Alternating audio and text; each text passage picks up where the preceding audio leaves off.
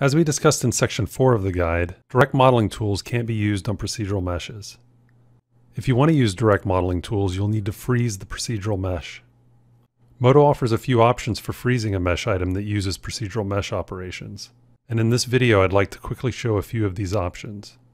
If you right-click on a procedural mesh item in the items list and choose the freeze command, all mesh operations will be applied and their operators removed. You'll no longer be able to edit any of their attributes, but the trade-off will be the ability to use direct modeling tools on the mesh. Instead of using the freeze command, I recommend using the duplicate and freeze command.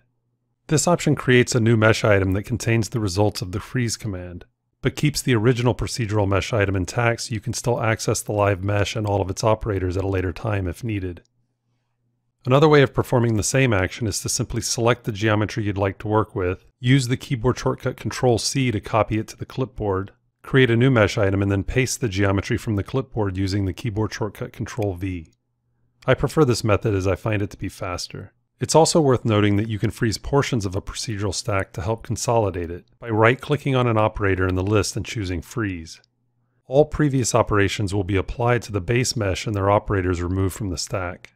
This can be a quick way to simplify your list if it gets heavy with many operators. Experiment with each of these options so that you can decide which will work best with your workflow.